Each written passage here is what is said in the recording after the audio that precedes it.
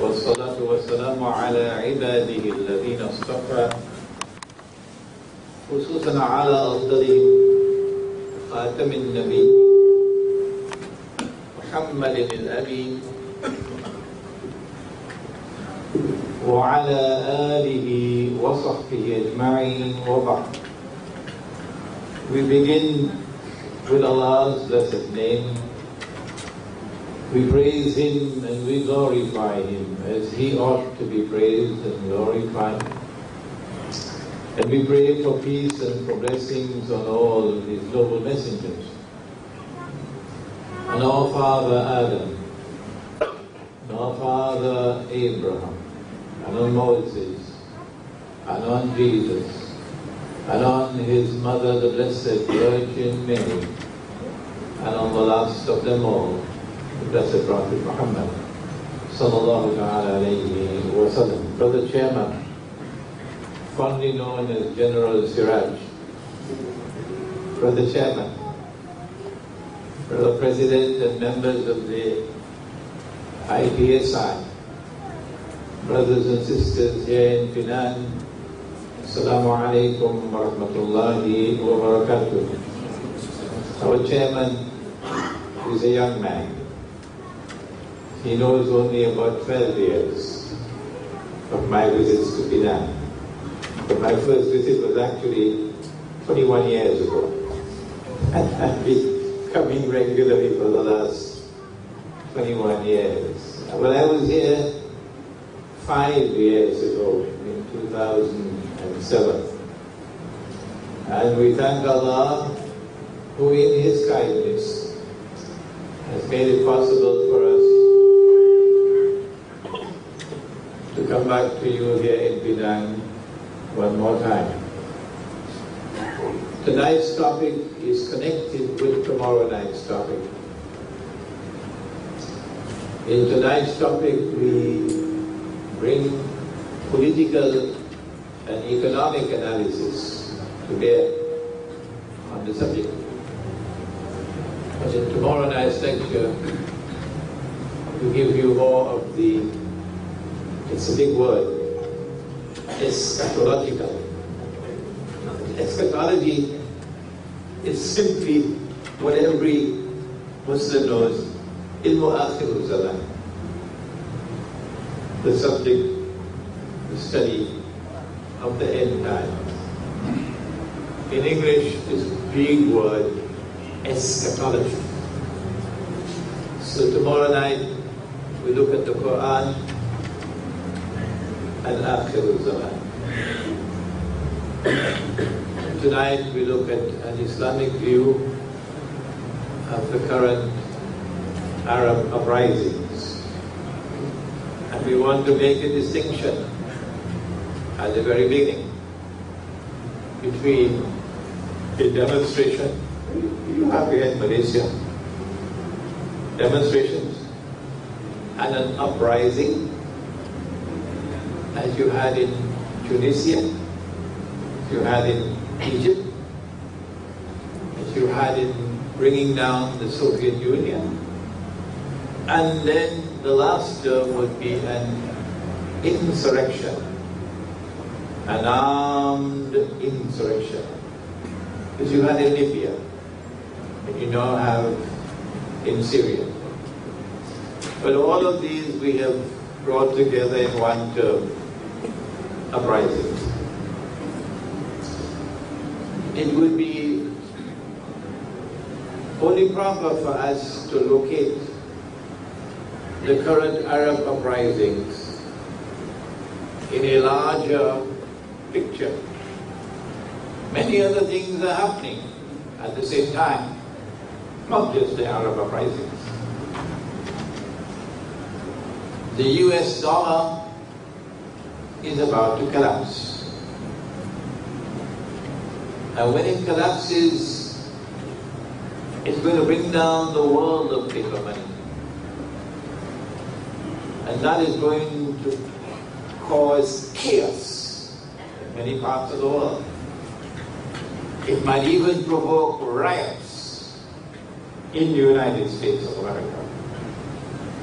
And do not be surprised if martial law is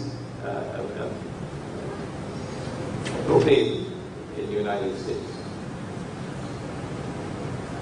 The Arab uprisings are taking place not only at a time when the US dollar is about to collapse, the US economy is about to collapse. Fundamental change taking place in the world of money. But also at a time when NATO, which we can now recognize to be a Zionist organization. The Zionist NATO is on the rampage. And it will not be long before we see an attack on Pakistan. The purpose being to destroy Pakistan's nuclear plants, nuclear weapons, and denuclearize Pakistan. Why? Because the world of Islam must not have any weapon that can pose a threat to Israel. Simple.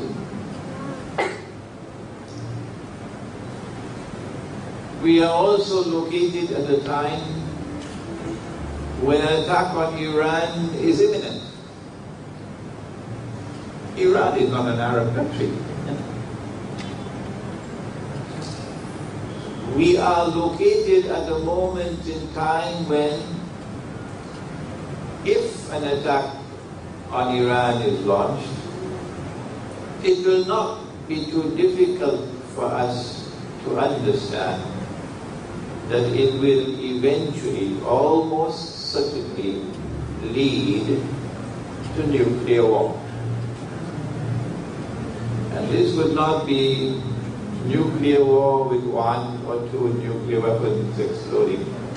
No, we're talking about nuclear war between the two giants, between the American-led alliance, which has NATO as its military arm, and the Russian-led alliance, which has China in support of Russia.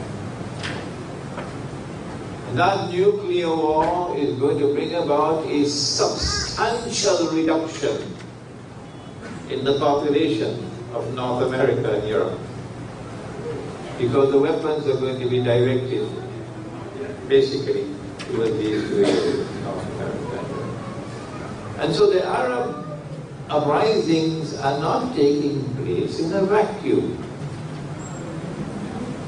And it is therefore necessary for us, even here in beautiful Penang, it is necessary for us to locate the bigger picture, to understand what's happening. 1 year ago, I gave my first lecture on this subject. It was in Cape Town, I believe, in March of last year. And then in April, I repeated the lecture several times in Malaysia, in Kuala Lumpur. And you may have viewed that lecture on YouTube. But tonight we revisit the subject to update our analysis. So at the time when we gave those lectures, the attack on Libya had not yet taken place. And the uprising in Syria had not as yet reached the state where it is today.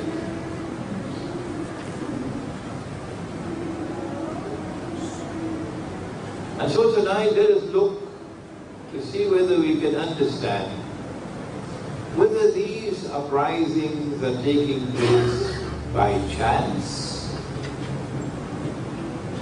or by design. And if by design, for what purpose and for what end? It was in 2002, Brother Chairman, when you were a young man, I gave a lecture in Sydney, Australia,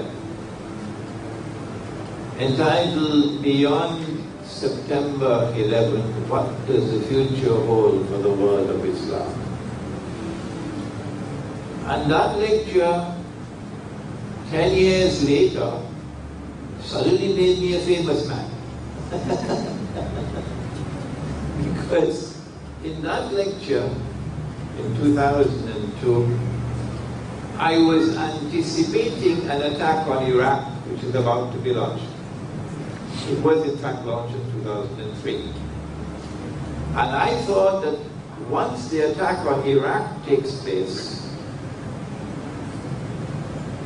it's going to create uprisings in the Arab world. And the pro-American dictators and their regimes are going to fall with a domino effect. That Al Jazeera was going to play a very significant role in allowing these uprisings to become successful. And that I made the comment that I believe Jordan will be the first to fall. And I said King Abdullah probably already had his suitcases packed. Those of you who listened to that lecture. Of course I was wrong. It didn't come in 2004. It came 10 years later, or 6 years later. And Jordan did not fall. The first was Tunisia. But in that lecture I said the reason why Israel will be smiling when all of these Arab uprisings take place and all of these pro-American dictators fall is because in their wake will come Islamic governments, so-called Islamic governments. And when these so-called Islamic governments come to power, particularly in Egypt, they are going to have to support the Palestinian people. They're going to have to support Gaza. And Israel will then have an opportunity to cry terrorism. That the wall of Islam is rising. And Israel is going to get its throat cut. That Islam poses a menace to mankind and to the state of Israel. And that all the media around the world are going to be beating the drums, warning mankind. Muslims want to take over the world. And Israel will then get what is known as casus belli, a justification for waging a big war. That part of the analysis was very correct. That was very correct. The one about Jordan was a mistake. The timing was a mistake. But the general analysis was correct. And that lecture made me a very famous man. People wonder how Cheikh Imran Hosein was able to see since 2002 that this is going to happen now. It's a pity. Because the Arabs themselves do not understand what is happening in the Arab world. The Islamic movements themselves in the Arab world, the Ikhwan al-Muslimun in Egypt, the Islamic Party in Tunisia, the Salafis who are in the political process, they themselves do not understand what is happening in the Arab world.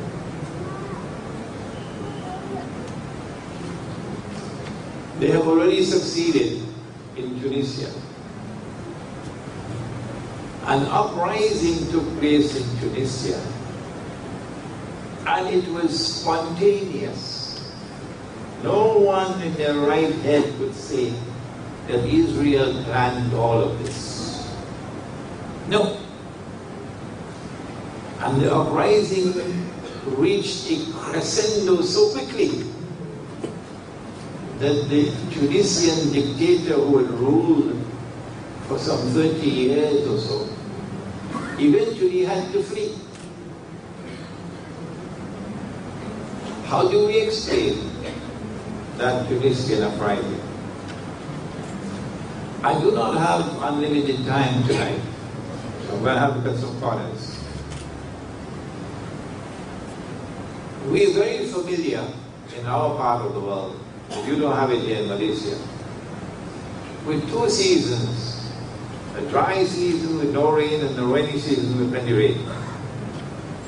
And in the dry season, we notice that the grass turns brown.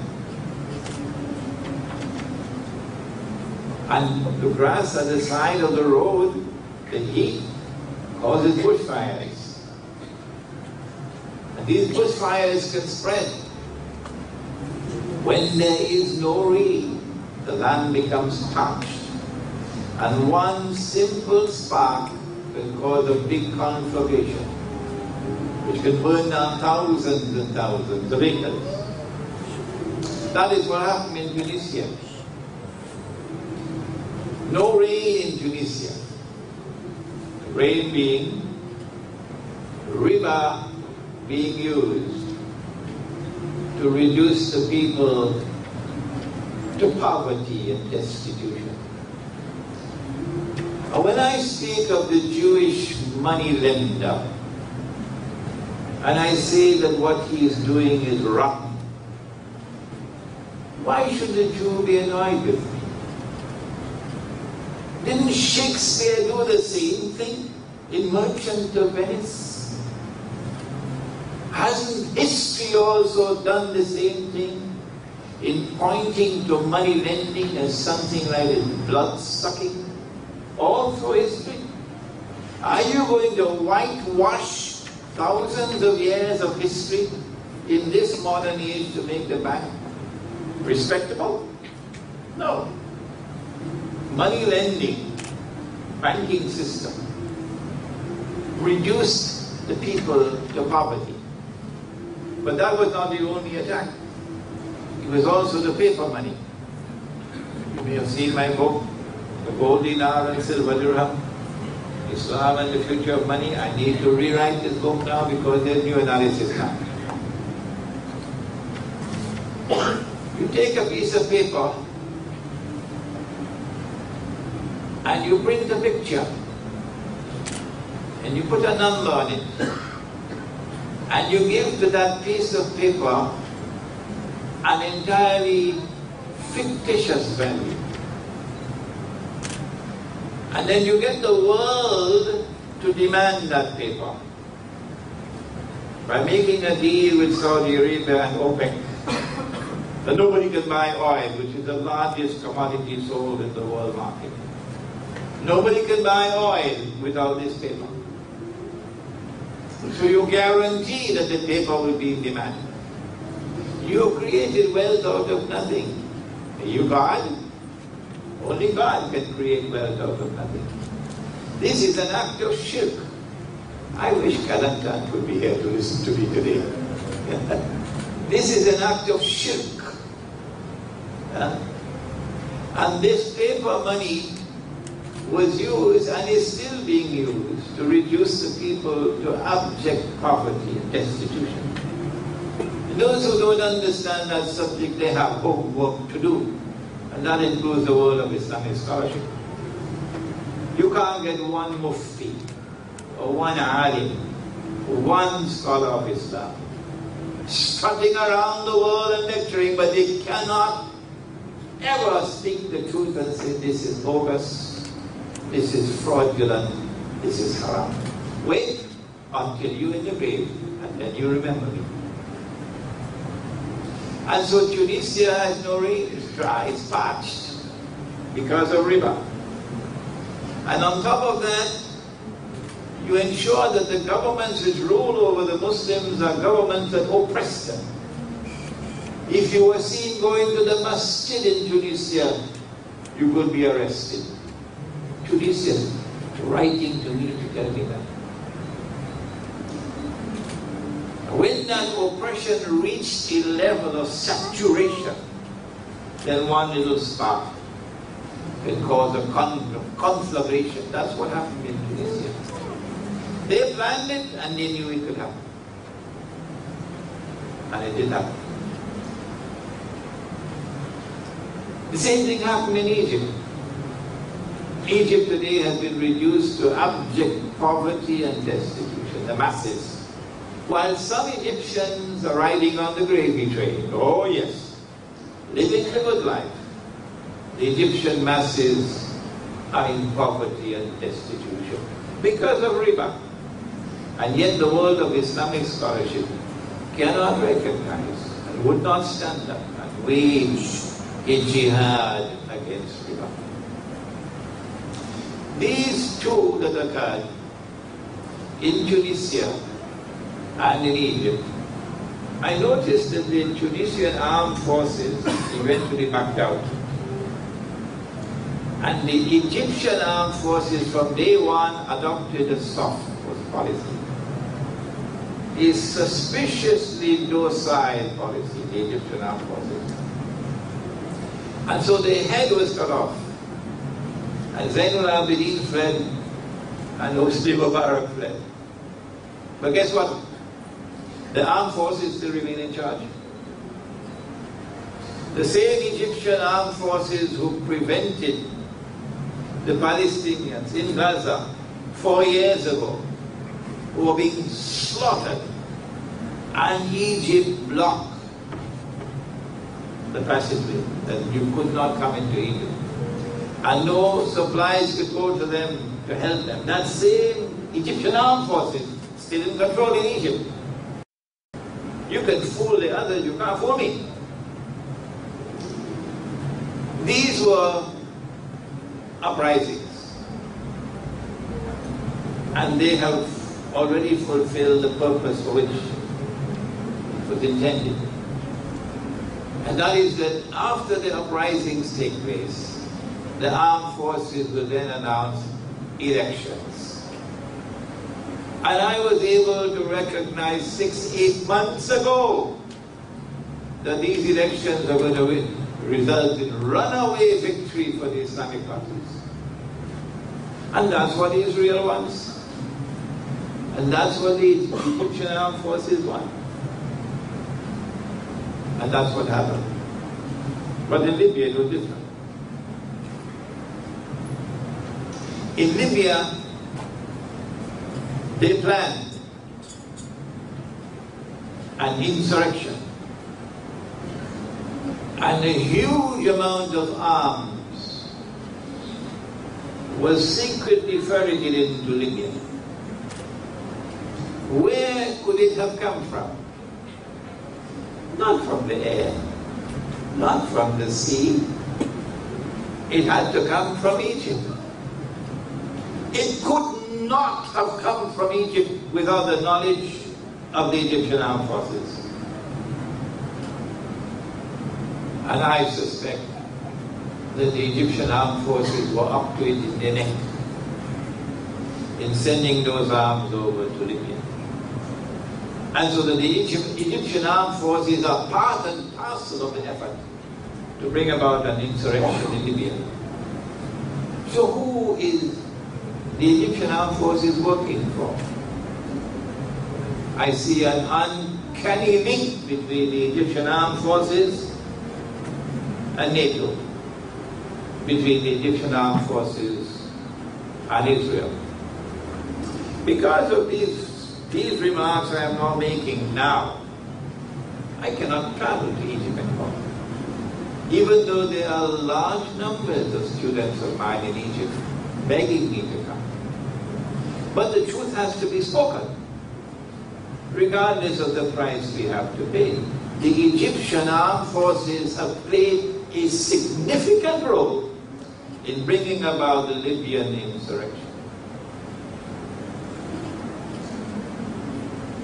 And then NATO got the resolution to be passed in the Security Council. And the Russians were taken for a ride.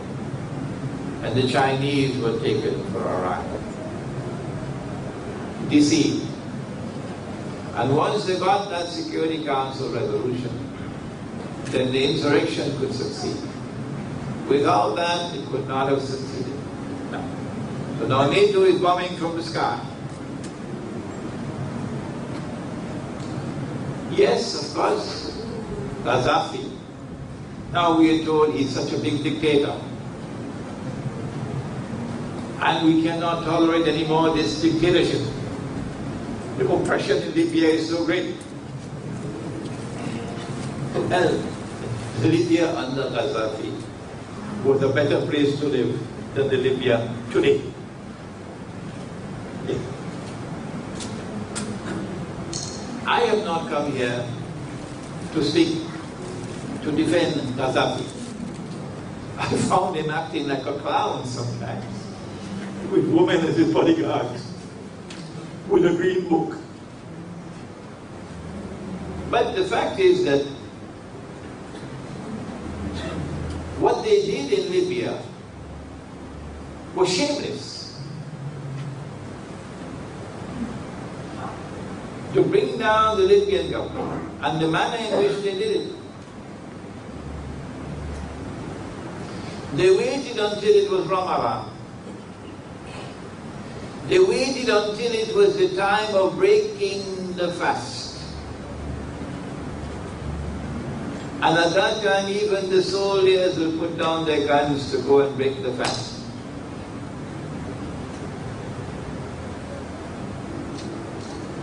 And these wicked people, and they will be punished for it one day. Then emerged out of hiding from where they were and started shooting indiscriminately people who were about to break the fast, creating panic in Tripoli. Is this the way Muslims behave? Or is this the way dogs behave? Even a dog has a greater moral sense than this. That you are a Muslim and you choose a moment when the people are breaking the fast to go and kill 1,200 people in Tripoli, create panic in Tripoli, and use that with NATO firing from above to eventually take the city of Tripoli. That's how we do that. Shame on them. Shame on them. Shame on them. I responded to what they did in Libya by quoting the Quran. And I have to take a little time to quote this verse tonight, although it belongs to tomorrow night as well. And those of you who are Muslims, I want you to listen carefully to this verse of the Quran. You know, Allah subhanahu wa ta'ala has taught us a lesson at the beginning of the Quran, how to study the Quran. He says He ordered the angels to bow down to Adam alayhi salam. And they all bowed down, they all prostrated, except Iblis, Satan. If we take this verse by itself in isolation, using the wrong methodology, then Iblis had to be an angel. Oh yeah, because the order was given to the angels. But that's the wrong methodology. You do not ever study a verse in isolation. When we go to the rest of the Quran, we find no. Iblis is not an angel. That's wrong. Several verses of the Quran must be brought to bear on this subject. Similarly with this verse of the Quran of Surah Al-Ma'idah, بَعْدَ أُعُوذُ بِاللَّهِ مِنَ الشَّيْطَانِ الرَّجِيمِ. And the Libyan Islamic movement who were true, Gaddafi, didn't know about this verse of the Quran. Ya ayyuhal ladhina amanu, O you who have faith in Allah, the one God, the God of Abraham, alayhi salam. La tattakhidhu al-yahuda wal-nasara awliya. Do not take the Jews and do not take the Christians as your friends and allies. Is Allah speaking about all Jews and all Christians. The lazy man's methodology would lead you to that conclusion. But if you use the proper methodology, no. Allah could not be speaking about all Jews and all Christians because of several verses of the Quran, which we do not have the time to bring before you tonight, maybe tomorrow night. Well then, if he's not talking about all Jews and all Christians, which Jews and which Christians? The answer lies in the words which follow. But for 1400 years, Islamic scholarship could not understand it, because events had not as yet unfolded. Which Jews and which Christians? The answer is there. بَعْدُهُمْ أَوْلِيَاءُ بَعْضٍ. Allah is saying, do not take such Jews and do not take such Christians as your friends and allies, who themselves are friends and allies of each other. In other words, the Quran is anticipating an event which is still to occur. That there would be a mysterious reconciliation between part of the Christian world and part of the Jewish world. And then a Jewish-Christian, a Judeo-Christian friendship and alliance will emerge. When that happens, Allah says you are prohibited from being their friends and allies. Allah is not speaking about your Christian neighbor who lives next to you here in Penang. And when you run short of sugar, you ask your Christian neighbor for some sugar. No. Nor is he talking about your Jewish neighbor. He's talking about the Judeo-Christian alliance. And that alliance has now emerged. Today we recognize it as the Zionist Judeo-Christian alliance, which has NATO as its military arm. If you become their friends and allies, as they did in Libya, what is the price that you will pay? If you become their friends and allies, as you are doing now in Syria, what is the price that you will pay? The Quran answers, وَمَنْ يَتَوَلَّهُ مِنْكُمْ فَإِنَّهُ مِنْهُمْ. Whosoever from amongst you turn to them with friendship and alliance, as you did in Libya, as you're now doing in Syria, as the Turkish government has done, you've lost your Islam. You've got a surprise waiting for you when you go in the grave. I hope the Turkish Prime Minister hears that. You've got a surprise waiting for you when you go in your grave. Allah warns you, وَلَا تَمُوتُنَّ إِلَّا وَأَنْتُمْ مُسْلِمُونَ. Do not allow death to overtake you while you are not yet in the state of Islam, submission to the one God. You lost your Islam. وَمَنْ يَتَوَلَّهُ مِنْكُمْ فَإِنَّهُ مِنْهُمْ. Whosoever from amongst you turn to them, you now belong to them, said Allah. You no longer belong to us. You've lost your Islam. إِنَّ اللَّهَ لَا يَهْدِي الْقَوْمَ الظَّالِمِينَ. Surely Allah does not provide guidance for a people who have as their trademark oppression and wickedness. And this is what happened in Libya. Why did they want this insurrection in Libya? Answer? Of course it's the oil. Of course it's the oil. But that's not the whole story. It's more than that. Of course it's because they want to rule the whole world. Oh yes. We're not dreaming when we say that. And thank Allah that Mr. Putin in Russia understands that now. And thank Allah that the Chinese government now understands that these fellows want to rule the whole world, including China and including Russia. The Chinese in Singapore may bend their knee to Israel, but China will not do that. The Chinese in Singapore will bend their knees and kiss Israel, but China will not do that. Tell that to Singapore for me. China will not do that. And Russia will not do that. Of course they want to rule the world. And they want to show their capacity by taking down the Libyan government. And so Libya is now a NATO state. NATO is not going to leave Libya. But there's another reason, which belongs to eschatology. You see, the Quran tells us, somebody rewrote the Bible and made some changes in it. And because of those changes, we now have nuclear war coming up, with millions and millions going to die. They wrote that the Holy Land extends from the river of Egypt to the river Euphrates. That's false. That is false.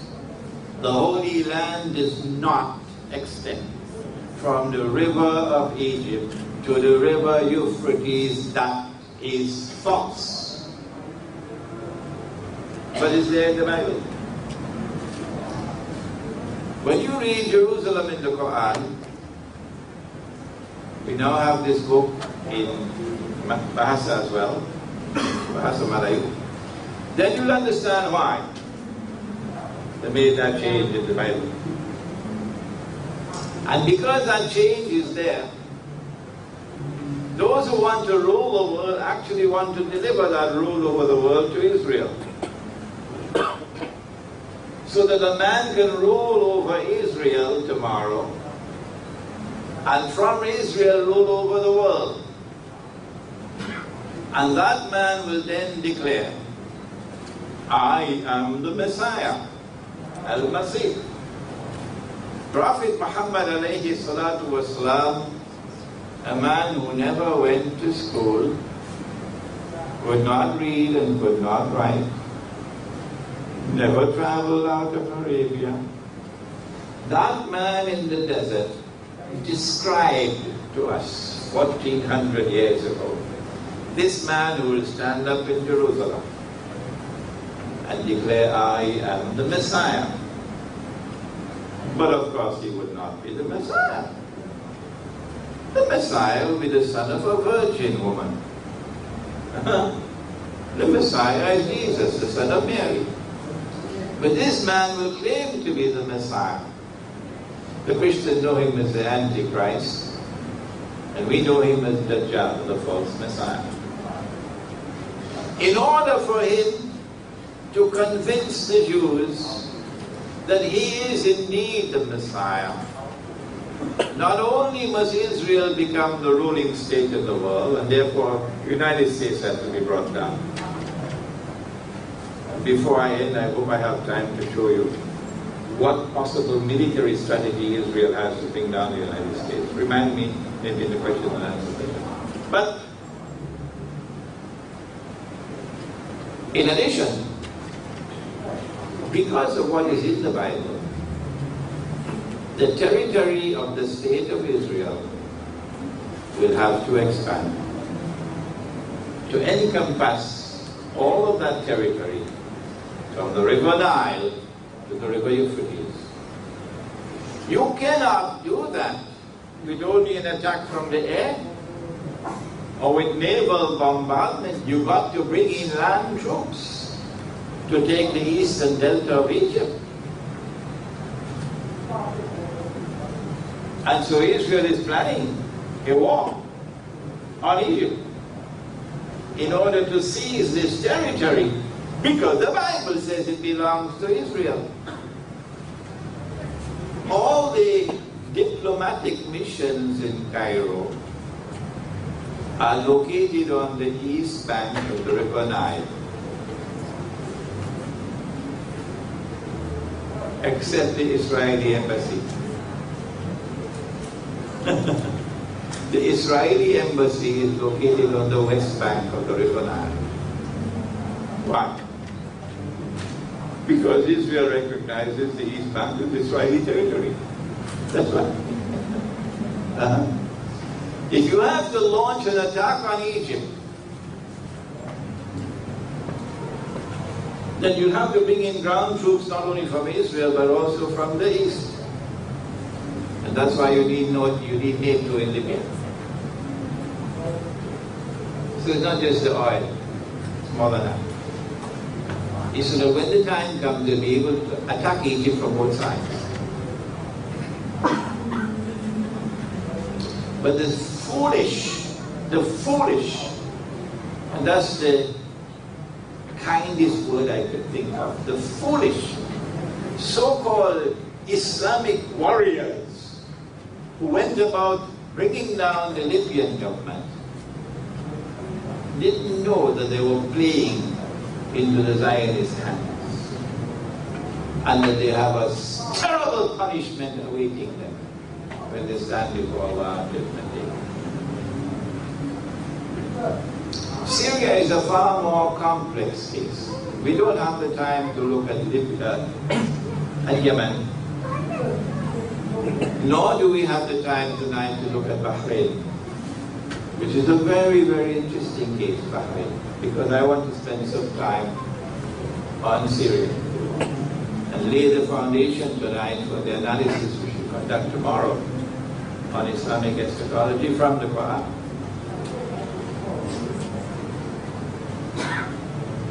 What the Zionists did was, in the wake of the First World War, the Treaty of Versailles, to break up the Ottoman Islamic Empire and to bring some territories under French control and some under British.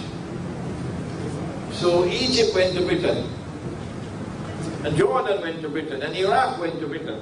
That's a large part of it. But Lebanon went to France, and Syria went to France.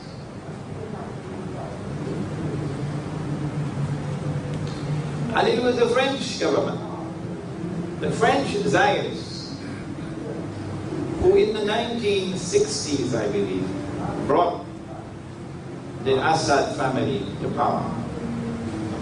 And the Alawi, who are a small sect, breakaway sect from the Shia, who, if I'm wrong, please correct me, believe that Ali radiallahu ta'ala anhu is divine, which is nonsense, but this is what they believe. Yet this breakaway sect, which constitute about 12% of the population,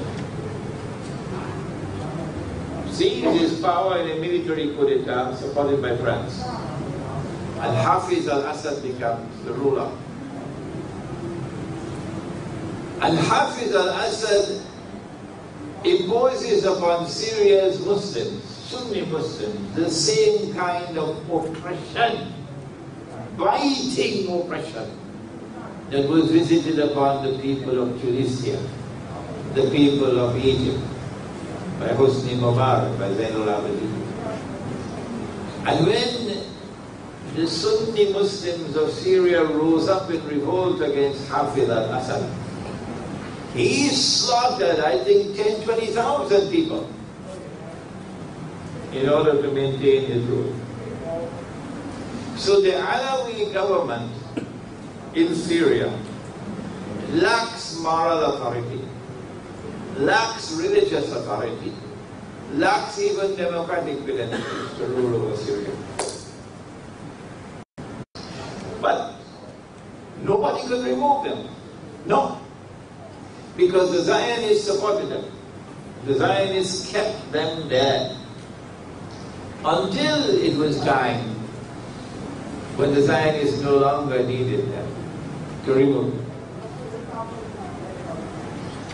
And so the same kind of insurrection is now taking place in Syria.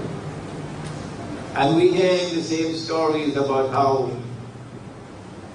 Bashar al-Assad is such a dictator. Of course, we know he's a dictator. What's new?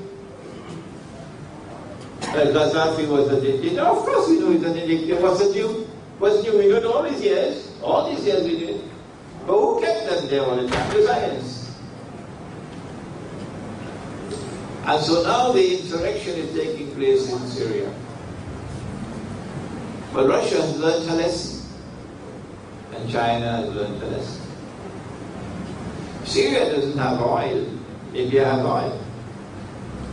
But Syria has a naval port, which is a Russian naval port. And it is the only naval port that Russia has in the whole Mediterranean, in Syria. So if the Zionists take over Syria, as they have taken over Libya, that's goodbye to Russia as a Mediterranean naval power. You lose your naval power. Not only that, the Zionists believe that the road to Tehran lies through Damascus. Because Syria and Iran are firm allies of each other. And if your target is Iran, then it makes sense to get rid of Iran's firm ally in Syria. And that's why the struggle is now being waged. The Turkish armed forces are playing the same role in Syria that the Egyptian armed forces played in Libya. The Turkish armed forces are bringing the weapons into Syria and sending the men, arming them with Zionist weapons and Zionist US dollars. And these foolish, that's the kindest word I can think of, these foolish Ikhwan warriors, not understanding that they're playing into the hands of the Zionists, are waging this do-or-die effort to bring down the regime. Our response is, if you want to bring down a dictator, someone who is oppressing you, someone who has no moral or religious right or even democratic right to rule over you, you have the right to wage a struggle for liberation from oppression. We are not denying you that right. No. Because Allah says in the Quran in Surah Al-Hajj, أُذِنَ لِلَّذِينَ يُقَاتَلُونَ بِأَنَّهُمْ ظُلِمُوا وَإِنَّ اللَّهَ عَلَى نَصْرِهِمْ لَقَدِيرٌ. Allah has given you permission to wage an armed struggle for liberation from oppression. You don't need a Security Council resolution. Allah has given you permission in the Quran, but Allah has prohibited you from friendship and alliance with the Zionists, Judeo-Christian alliance, and they are the ones who are the mastermind behind the insurrection in Syria.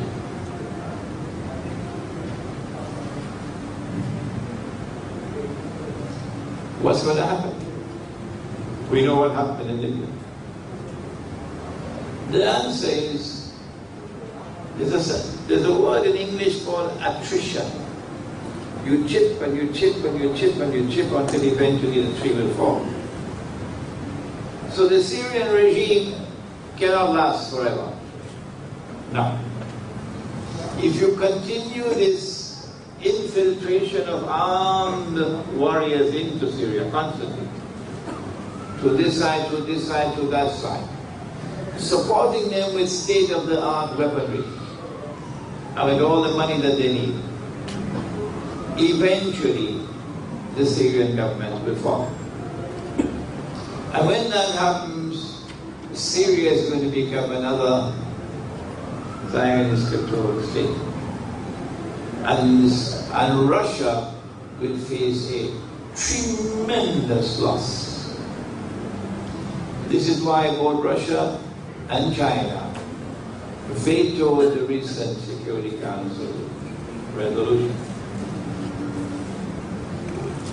Well then, what possible solution could there be if we are to prevent Syria or save Syria from becoming another Zionist controlled state? There are those, maybe you have some sitting right here in this gathering, who are only too happy for Bashar Assad to go, and they don't care what comes after. We just want him to go. But we understand that the fall of the Bashar regime at this time will lead to the same result as in Libya. And so Syria will become another NATO state. What possible solution there can be? We have suggested that the Sunni majority Muslims of Syria, through their ulama, did the Prophet not say, sallallahu ta'ala alayhi wa sallam, Allahumma barik lana fi shamina wa yamanina. Oh Allah, grant blessings for us in our Sham and our Yemen. The answer is that this majority Sunni Muslims of Syria, who are not willing to make friendship and alliance with the Zionists, they are the ones who must approach Russia. And they are the ones who must impress upon Russia that you can bring about regime change in Syria. And Bashar Assad probably will be only too happy to step down. And a Sunni regime will take over, which will maintain friendship and alliance with Russia and with Iran. In order for that to take place, and for the slaughter and the oppression to end, that's what we want. But they don't want that. No. They want Syria to become another Zionist state. That's what they want. In order for that to take place, you must have your ulama. And that's what we don't have today. I'm so sorry to say. We do not have the ulama of Islam who have the knowledge and the insight to be able to offer this kind of guidance. When we meet tomorrow night, we're going to look to see a deeper analysis of the big picture. We focused on the uprisings and the insurrections, but we've only touched on the big picture. We mentioned about the US dollar. We've mentioned about nuclear war and these things. But that bigger picture has to be expressed in greater detail. And we need from the Quran and from the Hadith. Let me give you one example before we end.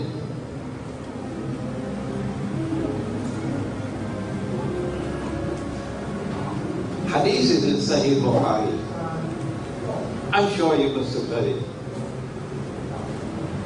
Nabi Muhammad alayhi salatu wasalam said that the river Euphrates, which is in Iraq, will uncover a mountain of gold. But the believers must not touch it.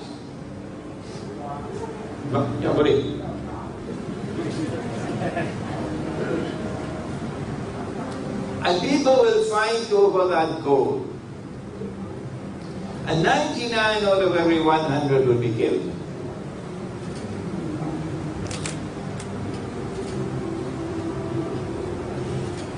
We never understood this hadith. We never understood this hadith.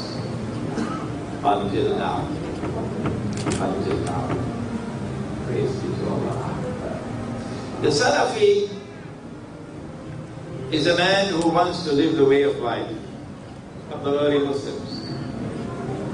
And Nabi Muhammad said about those early Muslims, they are the best. So the Salafi wants to replicate the way of life of the best Muslim. What's wrong with that?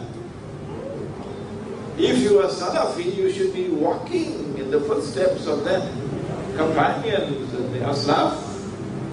You should be the model Muslim. But the Salafi make a mistake in the methodology.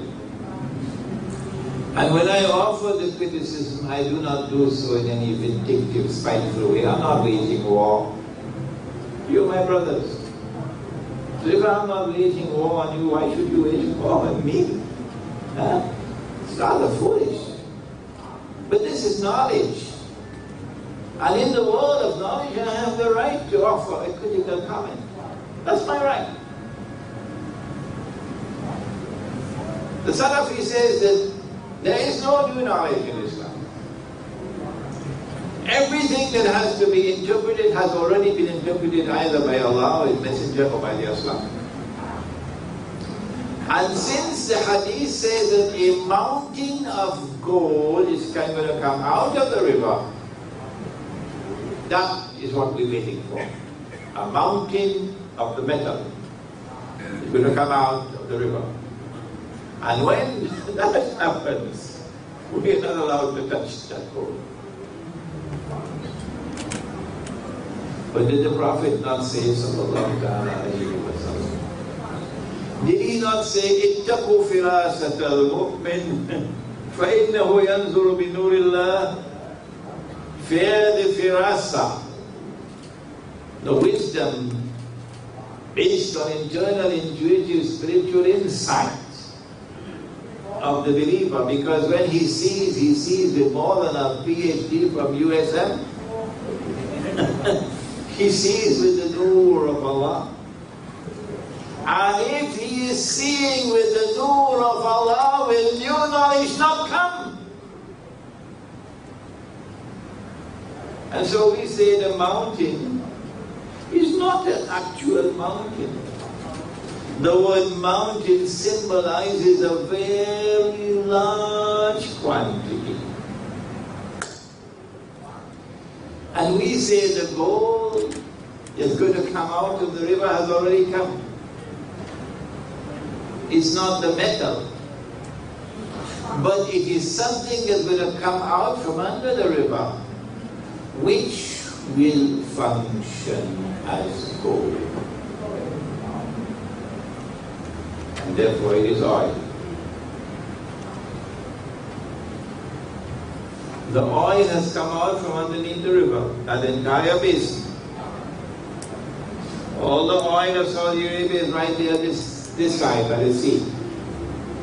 Kuwait, Abu Dhabi, Iran, all of it right there, by the river Euphrates. So we say it is oil. And we say that mountain of gold has already come, the oil is already here. And we say that there are two reasons why He does not want us to touch that oil. Two reasons. But before we explain the two reasons, He said that people are going to fight over that oil. And 99 out of every 100 would be killed. You don't need a PhD in military science to understand that conventional wars don't kill 99 out of every 100.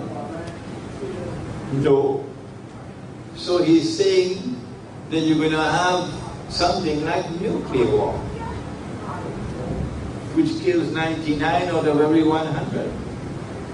And so the battle that is now taking place in that region of the world, we can close our eyes and tell you it's going to lead to nuclear warfare. Because of this hadith. When nuclear warfare takes place, provoked by the Zionists, unleashed by the Zionists, I want to warn the Jews that mankind is going to hate you.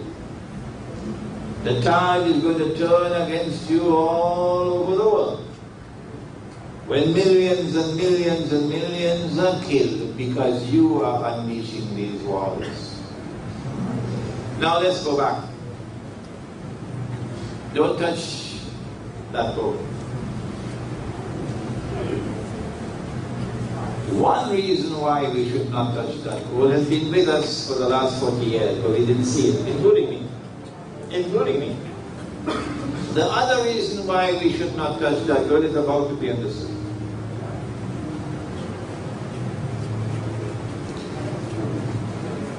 They don't teach this subject in the Darul Uloom. So our ulama have no knowledge of this subject. International monetary economics. In 1944, at Bretton Woods, the Zionists were able to pull off a magnificent victory in the creation of a new international monetary system in which only one paper money, only one, would function as a check that you can cash. A paper note is like a check. I owe you some money, so I write out a statement and I sign. It's a legal document, provided I can cash it. It's valid, it's halal. So the US dollar was chosen. And the US dollar was convertible into gold at $35 for 1 ounce. International law required the United States to change US dollars to gold, $35 an ounce. The problem was only governments could change. People could not. So that was 99% haram. Only 1% halal. But nobody went to Uncle Sam to change the dollars for gold. Until in 1971, I think it was Britain that did it, or France, one or the other. And the United States knew that the game was up. We didn't have enough gold for all the paper we printed. It's like writing checks and you don't have the money in your account. You go to jail for that. So what the United States did in September 1971, and they have explained this here in Penang in the past, was to repudiate Bretton Woods and the International Monetary Fund. Try it out. The US dollar is no longer convertible into gold. Well, if the US dollar is not convertible into gold, and we printed too many US dollars, so we don't have the gold to back it, what's going to happen? People are going to realize that this paper is very weak, and they will start turning away from it, and the US dollar is going to keep on falling and falling and falling in value like the Bangladeshi taka. So the United States needed something to replace the gold. And guess what they did? After, of course, assassinating King Faisal. In 1975, just after Faisal was assassinated, and the Saudis learned their lesson, you don't step on Uncle Sam's toes anymore. The Saudis agreed. And then they got the rest of the Arab oil-producing countries to agree that we're going to use oil as gold. Meaning, nobody can buy oil without paying for it with US dollars. So whereas the US dollar had a backing of gold before, it's now backed by oil.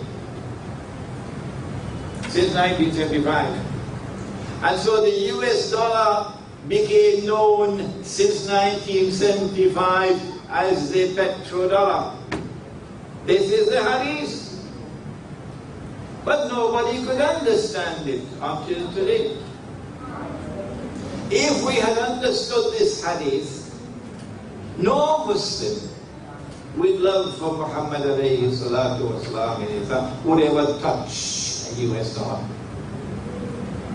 Because he said the believers must not touch it. If we had understood this hadith, no Muslim would have touched the US dollar. And then we could have recognized the Saudis for what they are, traitors. Saudi Arabia today is Israel's most strategic ally in the world. And the Saudis and the Israelis are working together to bring down Uncle Sam. Oh yes, that's what's happening now. So that's the first reason why he said don't touch that code. The second reason we're about to understand now. The second reason is coming now. Don't touch that. Oil. What they did was, the Zionists, wherever in the world oil was discovered, they wanted to control it. They must have control of it. So when Dr. Muhammad Masadik, I'm taking too much time, only a few more minutes, nationalized Iranian oil in 1952, the CIA organized a coup d'etat to bring it down so they could recover control over the oil. They invaded Iraq to take control of Iraqi oil. They're taking control of Libyan oil. They've always had control over Saudi oil. They want control over Iranian oil. Why do the Zionists want to control all the oil of the world? Why? Why is it it's only a matter of time before Hugo Chavez is taking over in Venezuela? Why? Because when Israel takes over from the United States as the next ruling state of the world, and that's tomorrow's analysis, Israel wants to control all the oil. And when the US dollar collapses and brings down all the rest of the money in the world with it, not so much the hard currency like the Singapore dollar and the Australian dollar, but the Bangladeshi taka, the Pakistani rupee and the Indonesian rupee and the Egyptian pound and so on, and the Turkish lira, then suddenly all of these masses of people are going to be much poorer than they already are. With the collapse of money. Your Pakistani rupee will be falling in value so fast that one loaf of bread will change price 4 times during the day. It has happened many times in history. Runaway inflation. If we were not using this bogus, fraudulent, haram paper money, we'd never know inflation. Not with gold and silver. And so now you are much poorer than you were before. But the price of oil has gone up 4, 5, 10 times. And Israel controls the oil. But you need the oil. Because you walked into the trap. Blind, because you didn't have ulama. No. Your Darul Ulooms were not producing ulama. And so you walked into the trap. Your entire transportation system now is dependent on oil. Everything that moves is dependent on oil except bicycle. Thank Allah, finance still has some bicycle rickshaws. Your agriculture is dependent on oil, fertilizers. Your manufacturing is dependent on oil, your factories. So if you don't have oil, you're going to have riots. If you do not have oil, you're going to have riots. You don't have the money to buy the oil. Beyond your reach. Well, then what are you going to do? You're trapped. You're going to have to bow down and worship Dajjal. That's the price you'll have to pay. When you bow down and worship Dajjal, then you will extend diplomatic recognition to Israel. And you'll have an Israeli diplomatic embassy in Kuala Lumpur. And the Israeli ambassador will be sitting very comfortably in Kuala Lumpur eating satay. Oh yes, that's why he said, don't touch the boat. We are now trapped and there is no way out. And the reason why we are trapped and there is no way out is because we didn't have ulama who could understand the world of politics. and the world of economics. I've taken up now an hour and a quarter of your time. I don't want to take any more time. What I've done tonight is to update my analysis of the Arab uprisings and to point out that the purpose, the goal, is to bring down these governments and replace them with so-called Islamic governments. So that these so-called Islamic governments will then extend greater support to the Palestinians, to Gaza. So that Israel will be able to cry wolf, that Islam is rising in the world and Islam constitutes a menace to mankind. And Islam poses a threat to Israel. And so Israel will have a justification for waging the big wars that Israel wants to wage, and without which Israel cannot replace the United States as the next ruling state in the world, and without which Israel cannot rule the world. We pray that Allah subhanahu wa ta'ala may provide us with the know, with which to be able to see and understand the world in which we live today, to recognize and penetrate its reality, and to find in Allah's guidance that with which we can respond in a manner that Allah will approve of. ربنا تقبل منا إنك أنت السميع العليم وتب علينا يا مولانا إنك أنت التواب الرحيم برحمتك يا أرحم الراحمين. Once again, our